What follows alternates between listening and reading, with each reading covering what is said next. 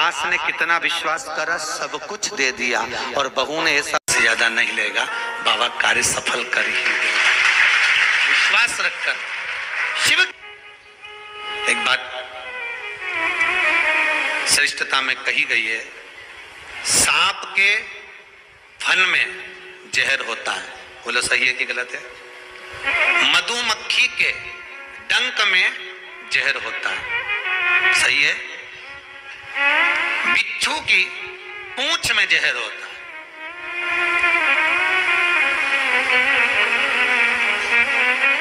पर मनुष्य जो छल करने वाला होता है, कपट करने वाला होता है, एक दूसरे को धोखा देने वाला, झूठ बोलने वाला, छल करने वाला जो होता है, उसके तो रोम रोम में जहर होता है। कब कहां से डसेगा मालूम ही नहीं पड़ पाएगा। पर सांप को तो पहचान कर कह दोगे कि ये काटने वाला है। बोलो सही है कि गलत है? बिच्छू को देखकर डर जाओगे कि ये काटने वाला है। मधुमक्खी का डंक देखकर डर जाओगे कि मधुमक्खी काटने वाली है। इंसान को कैसे पहचानोगे कि यह काटने वाला है? मनुष्य को कैसे पहचानोगे कि यह काटेगा? मानव को कैसे पहचानोगे कि ये काटेगा? हो सकता है तुम्हारे नजदीक में रहता हो, तुम्हारे साथ में रहता हो और कई वर्षों तक साथ रह रहा हो, कब काट जाएगा आपको मालूम पड़ेगा? नहीं। सांप को देखकर भय जाएगा कि इस काट सकता है, बिच्छू काट सकता है, सांप, ये मधुमक्खी मुझे डंक मार सकती है, और मनुष्य को कैसे पहचानोगे? तो शिव महापुराण की कथा एक बात बहुत सुंदर कहती है कि जितने विषैली हैं, मधुमक्खी शंकर जी के पास,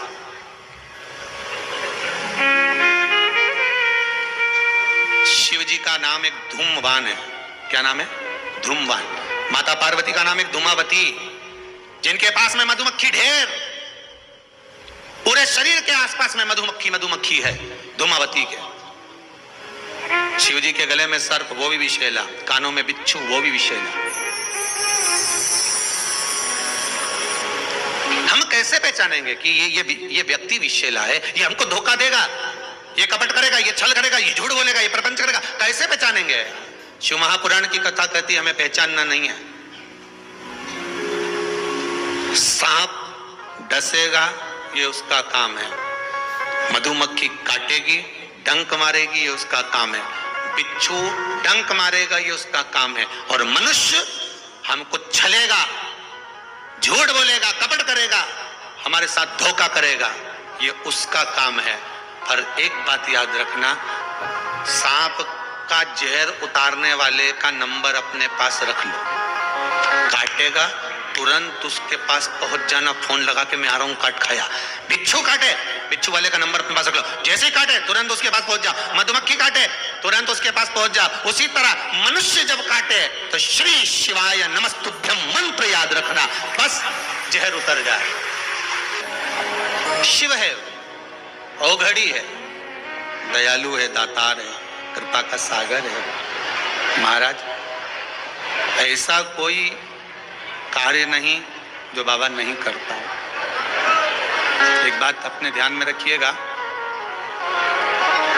जिस समय पर आपको लगे कि कोई समस्या बहुत बड़ी आके खड़ी हो गई है, और बहुत बड़ी समस्या, और आपकी दृष्टि में लग रहा है कि आपको ये समस्या बहुत बड़ी है, आपकी दृष्टि में आपको ऐसा महसूस हो रहा है कि ये समस्या बहुत बड़ी है और इसका कोई हल नहीं निकल रहा, सब जगह से होकर आ गए, हर जगह जाकर निवेदन कर लिया, विनती कर ली, और वो समस्या आपको लगता है कि बहुत बड़ी है, तो शिव महापुराण की कथा कहती है, महाराज बेलपत्री के पेड़ के नीचे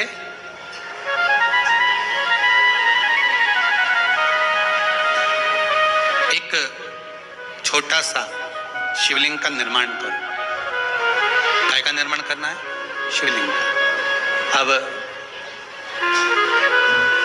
बेलपत्री के पेड़ के नीचे आप अगर सोचो कि भाई मैं ब्राह्मण हूं, सफेद मिट्टी का शिवलिंग बनाना है,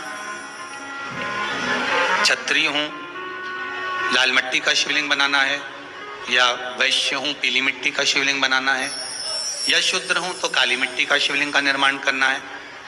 शिव महापुराण की कथा कहती है, लिंग पुराण कहती है, नर्मदा पुराण कहती है कि बेलपत्री के पेड़ के नीचे आप जिस शिवलिंग का निर्माण करें उसके लिए आपका वर्ण नहीं देखना, आपको तो बेलपत्री के नीचे की ही मिट्टी ले लेना, फिर वो जिस कलर की।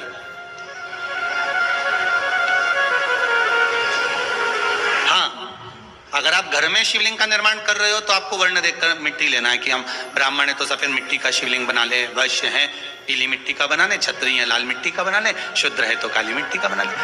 पर अगर कोई समस्या बड़ी विकट है और आपको लगता है कि इसका कोई हल नजर नहीं आ रहा, इसका कोई हल ही नहीं दिख रहा है और ऐसा लग रहा है कि ये उलझते जा रही गुत्थी, अब सुलझना नहीं है, अब उलझते गए और लगे कि अब ये सुलझना नहीं है और अब ये कोई, हमने जितनों को बोला कोई नहीं सुलझा सका, हमने बहुत फोर्स सब लगा लिया। तब एक बेलपत्री के पेड़ के नीचे या तो सोमवार को या सोमवार की अष्टमी पड़े उस दिन या फिर प्रदोष के दिन, प्रदोष काल में शिवलिंग का निर्माण करो। और महाराज 5 सफेद फूल, थोड़ी सी काली तिल, एक यज्ञोपवीत, पंचामृत स्नान कराने के बाद बाबा को समर्पित कर बाबा से निवेदन कर घी का दिया लगाकर विनती कर उस शिवलिंग से निवेदन कर बाबा को अर्ध परिक्रमा देना है बेलपत्री की। कितनी परिक्रमा देना है? आधी परिक्रमा बेलपत्री की। आधी परिक्रमा कैसे? जैसे शिवलिंग का निर्माण आपने यहाँ करा तो सामने बैठकर अगर आप उठे हो तो आधा बेलपत्र के पीछे जाना और वापस लौट कर आ जाना, पूर्ण परिक्रमा नहीं, अर्ध परिक्रमा कर शिवलिंग को नमन कर दीप जब ठंडा हो जाए शिवलिंग को उठाकर निवेदन कर विश्राम कर दीजिए। उस कार्य को बोलकर शिवलिंग को जल में विसर्जन करना। कौन सा कार्य? जो सब दूर से आप हार गए और लगा कि अब इसके सिवाय कोई सार तत्व नहीं है, तब करना ये उपाय, तब करना इस उपाय। बाबा से निवेदन कर आओ। मुझे विश्वास है ज्यादा से ज्यादा अगर समय मेरे बाबा ने लिया ना तो 2 महीना, 1.5 महीना, 2.5 महीना, इससे ज्यादा नहीं लेगा। बाबा कार्य सफल कर ही देगा।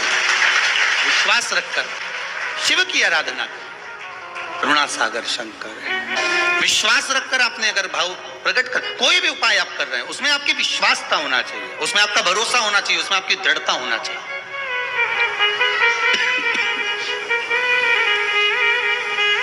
और यदि विश्वास प्रबल है, प्रेम जब अनंत हो गया, रोम रोम संत हो गया। विश्वास जब दृढ़ होता है तो भगवान मिलता जरूर है। आपका भरोसा अगर दृढ़ है। शिव महापुराण में वृंदा का चरित्र आता है।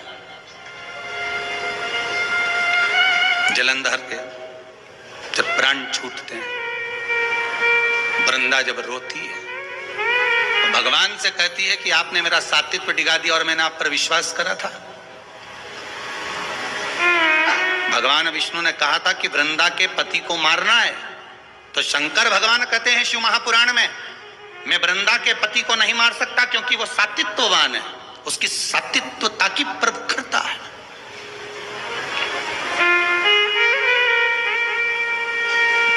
और किसी भी रूप में प्रखरता रहे।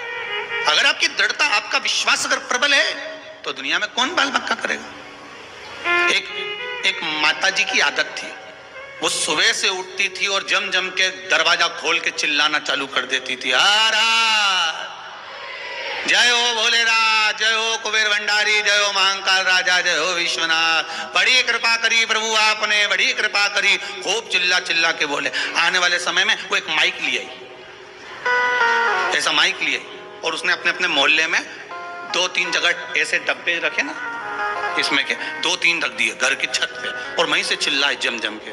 सुबेरे उठे और मुंह धोया नहीं धोया और बाहर आके चिल्ला। अब इसके कारण इसके पास में एक पड़ोसी रहता था, वो कभी भगवान को नहीं मानता था, इतना दुखी हो गया, इतना दुखी हो गया जिसके कारण परेशान हो गया। ये चिल्लाना चालू करे सुबह 5:30-6 बजे से। अब वो बेचारा बड़ा दुखी किससे कहे, और वो झगड़ा करने आए तो ये लड़ने भी बैठ जाए। और लड़े कैसी? वो चिल्लाए, गालियां दे और ये चिल्लाए, वाह वाह प्रभु बड़ी कृपा करी। अब उसको और चिढ़ बैठे। बता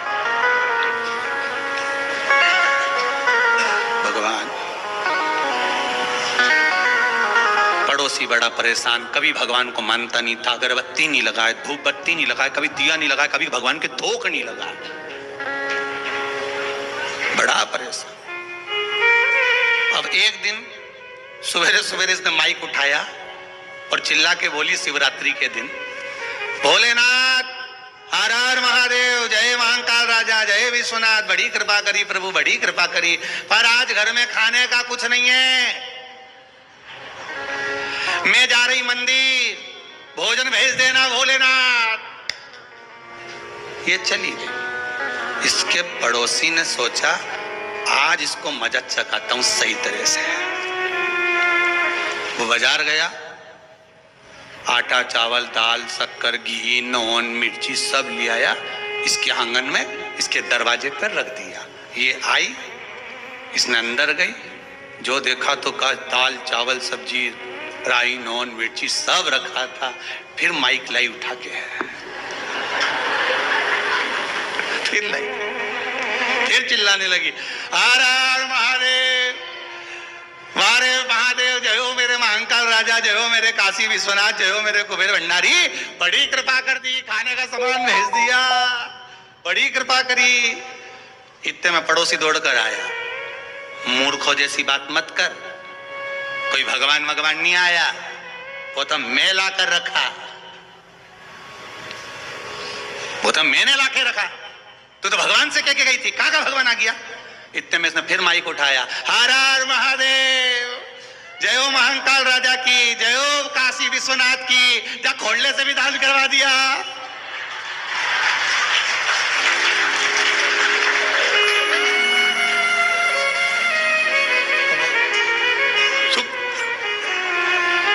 गजब, ये कभी महादेव के नहीं माने, इसे आटा चावल दिलवा दिया, बड़ी गजब कृपा कर, बड़ी गजब। उसने कहा तेरा भगवान आया था देने, मैंने रखा, मेरा जय जयकार कर। उसने कहा मैंने तो महादेव से कहा था, महादेव ने तुझे कहा